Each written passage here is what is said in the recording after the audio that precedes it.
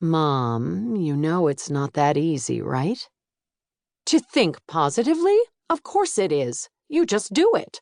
Take your sister, for instance. Sadie closed her eyes and caught a few Z's while her mom went on about Clara, whom Sadie loved and adored, even if she was annoyingly perfect. Sadie? Yes or no? She sat upright, opening her eyes. She'd missed a question, but pretending she knew what was going on at all times was her M.O. If she couldn't blow her family away with her brilliance, Plan B was always to baffle them with her bullshit. Sure, she said. Whatever you guys decide.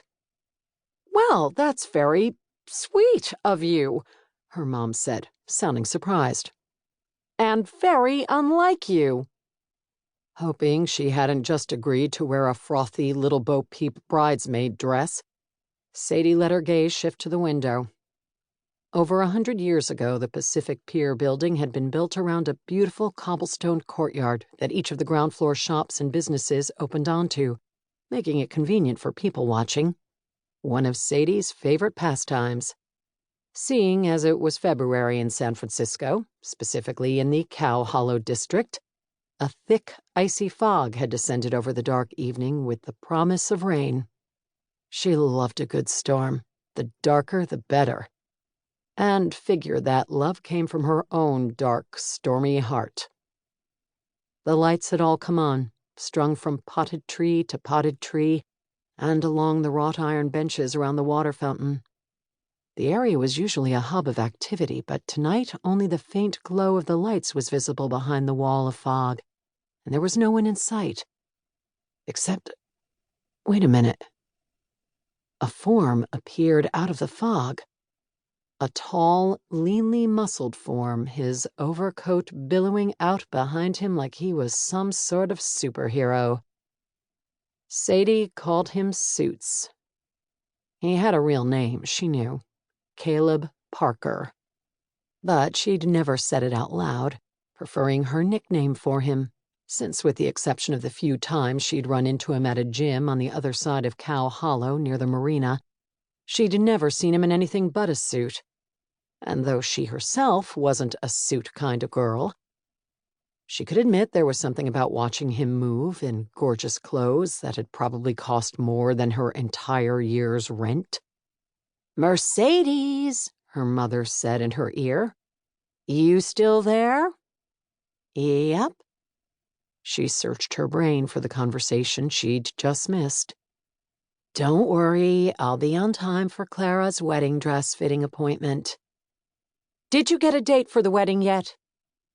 Sadie sighed. "It's a wedding," her mom said firmly. "You'll need a date. And anyway, you're past due to find your Prince Charming. Way past due." "Mom, I don't need a Prince Charming. Forest animals who clean, yes. But it's a hard pass for me on Prince Charming." "Everyone needs romance," her mom said. "My book club just read the 50 Shades trilogy, and those books aren't romance, they're erotica. Actually, they were very romantic. Christian Grey's a bazillionaire who falls in love with a regular girl. It's like a Cinderella story." Sadie sighed. 50 Shades of Grey is only romantic because the guy's a billionaire. If he was living in a trailer, it'd be a Criminal Minds episode. Her mom sighed. "I just don't know what you have against love." "I don't have anything against it." Sadie hoped her nose wasn't growing at the lie. "I just don't need it right now. Or ever." "But you haven't dated anyone since Wes, and that was 3 years ago. He was a good man." An attorney, Wes had been sure of himself. Sexy, with an edge.